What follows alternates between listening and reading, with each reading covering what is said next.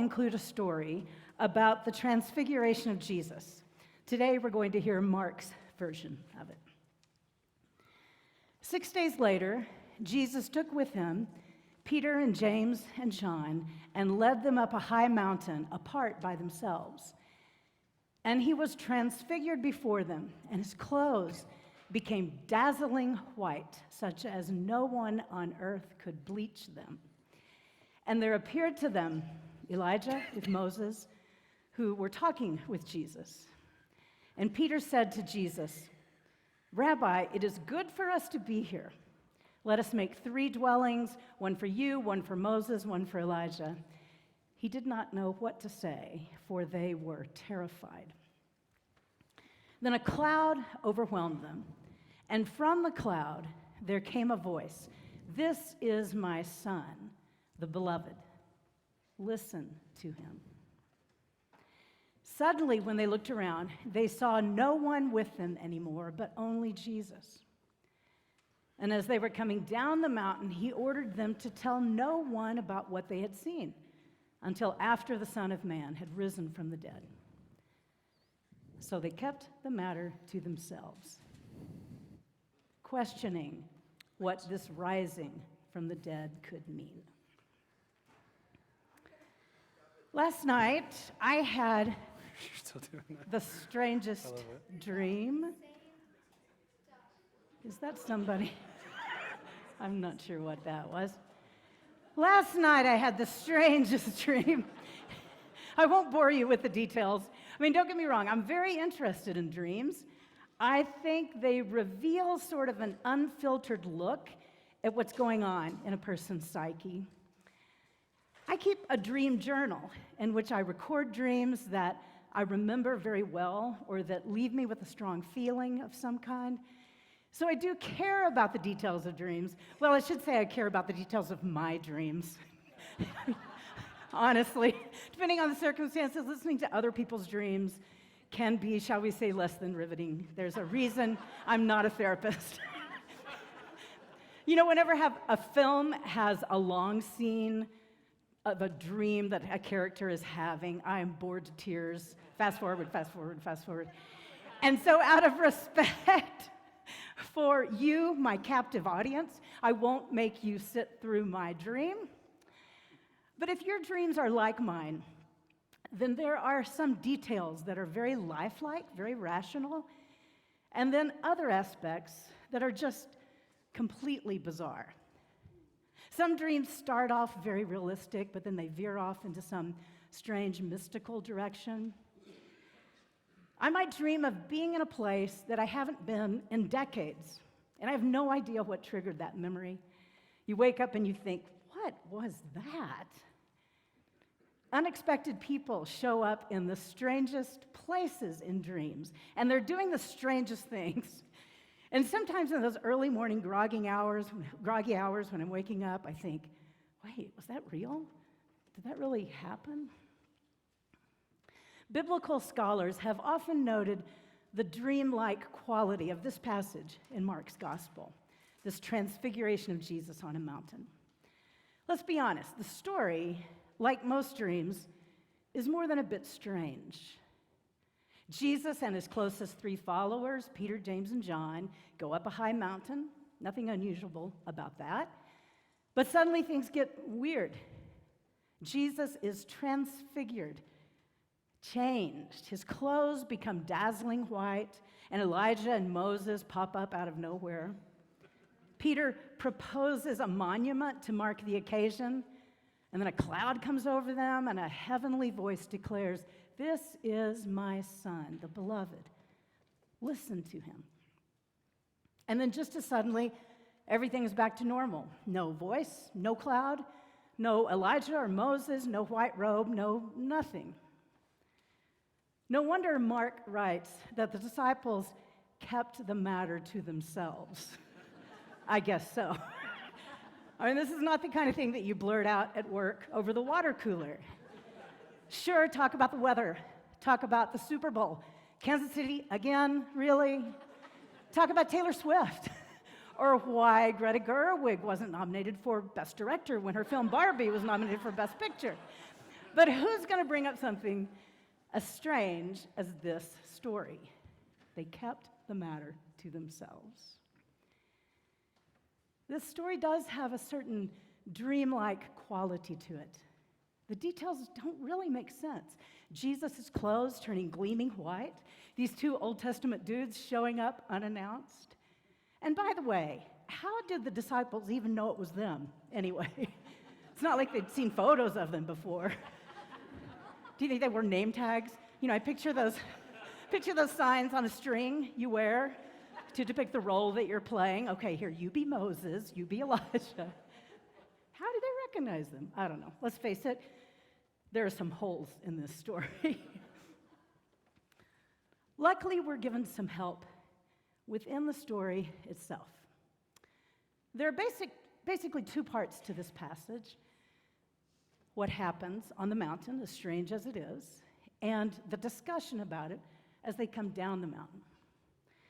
Did you notice, beginning in verse 9, Mark tells us what Jesus has to say about the whole event. As they were coming down the mountain, Jesus ordered them to tell no one about what they had seen until after the Son of Man had risen from the dead. Now, it may not seem like much help, but that little piece actually gives us a good deal of insight into the significance of this story. Think about it like this. It's sort of like watching a movie on DVD. Remember when we used to do that? Has those special features on it, scenes that wound up on the cutting room floor, or additional historical information, bloopers, things like that. And sometimes there would be a director's cut that tells some of the clues to help you understand what has happened in the film. So in this case, verse 9 provides the director's commentary from Mark. We see the story unfold, but then we get to hear interpretive clues from Mark in the words of Jesus. So this passage includes Mark's commentary on the story. For church people who care about such things, today is Transfiguration Sunday. It is the last Sunday in the church year before Lent begins. And you could say that in these verses, we are given a glimpse of the big picture according to Mark. In Mark's gospel, there are three major confessions of Jesus' identity. The first at his baptism, when the heavenly voice declares, "You are my son, the beloved." That's a moment of glory. And the last is on the cross, when, after Jesus' death, a Roman soldier confesses, "Truly, this man was God's son." And that's a moment of intense suffering.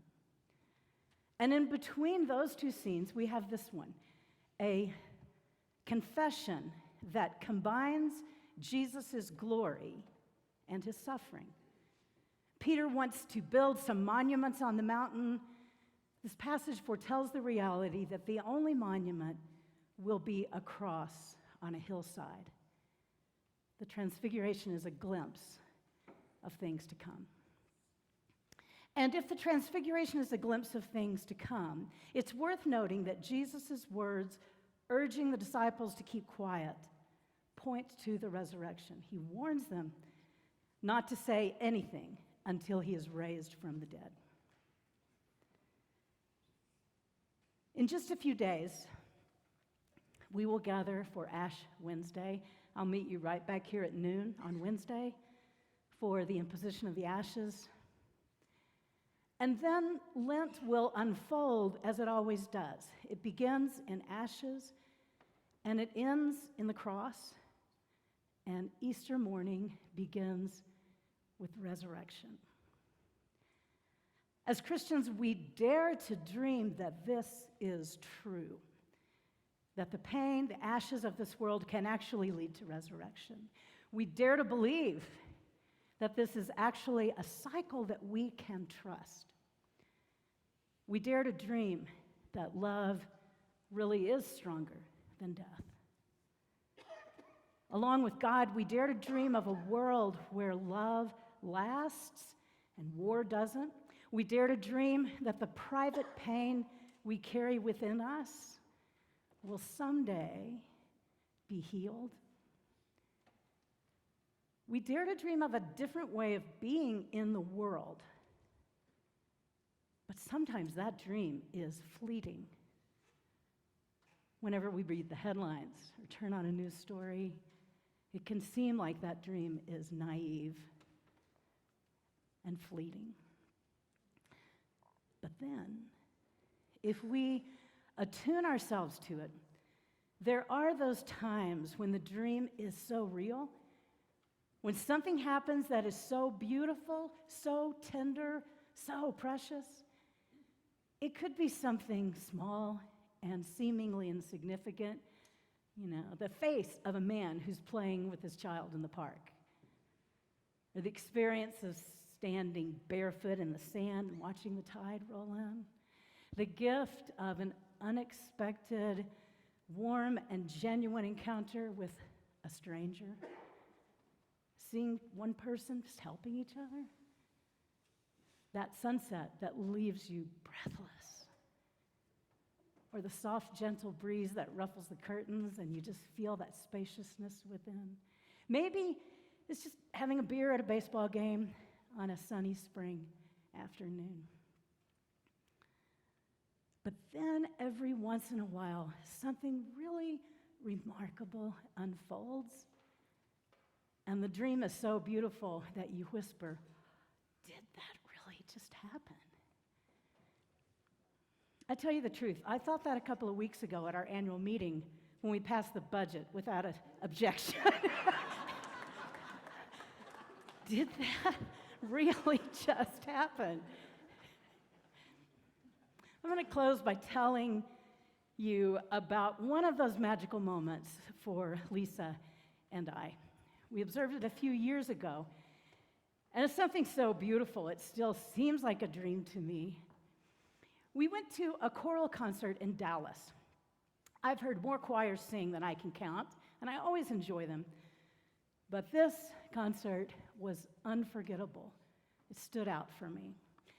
The Street Choir of Dallas was comprised at the time of 30 or so people who lived on the streets, or who lived in shelters, who lived with real poverty and had no homes to live in. So a choir was formed so these folks could share their gifts and also have the opportunity to learn and grow and perform. The Dallas Street Choir joined with area community choirs to form a chorus of 150 singers. And that night, together, they performed a requiem in honor of those who had died on the streets the previous year in Dallas. They performed a work called The Street Requiem. It's written by Kathleen McGuire, Andy Payne, and Jonathan Welch. That night, the performance also featured a full orchestra, and the elegant and renowned mezzo-soprano, Frederica von Stade, was there. The audience who gathered for the concert looked like any other audience for a symphony concert, except there was the addition of some who looked as if they had come from living on the streets. We all filed in together to the Dallas City Performance Hall. It's a gorgeous upscale venue. People of diverse economic classes mingled together in the audience and the stage in a way that you really rarely see. Some looking more comfortable than others, many people well-dressed, many people not. The orchestra began, the choir and soloists joined in, and I started to cry. It makes me cry now, because the experience was magical. There on stage performing were people experiencing homelessness, living in abject poverty, and all 150 singers were just beaming as they stood in gleaming tuxedos and long black dresses. And anyone who needed assistance with that wore concert black that was donated by a formal wear retail shop. All the performers sang a 40-minute complex requiem in Latin and English, accompanied by this full orchestra, the conductor resplendent in his tuxedo with tails. And right in the middle of the street choir stood Frederica von Stade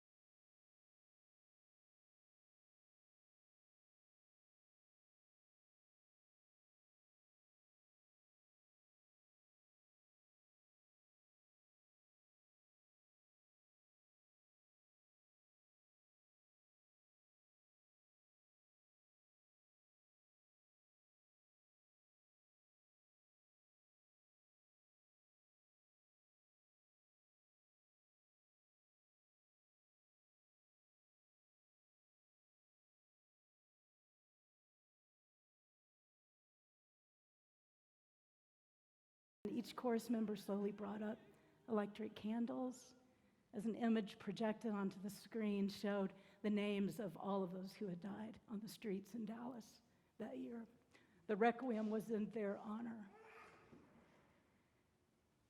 And then the audience, who may well have passed over headlines of this tragedy of people who die in the streets every day, the audience sat in just silence as the requiem ended, and the conductor slowly lowered his arms.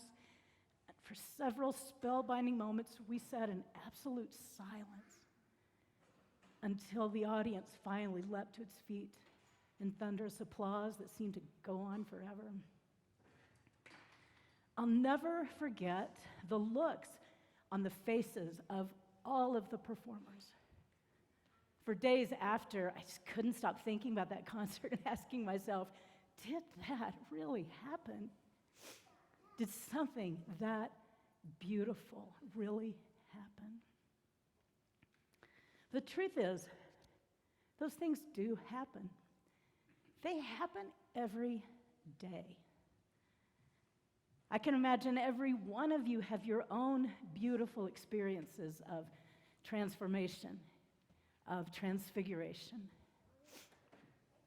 Thanks be to God for those magical, dreamlike transformations when reality is suddenly transfigured and we glimpse the risen Christ in each other. Thanks be to God for the holiness of humanity, transfigured in love and hope. Thanks be to God. Transfiguration happens.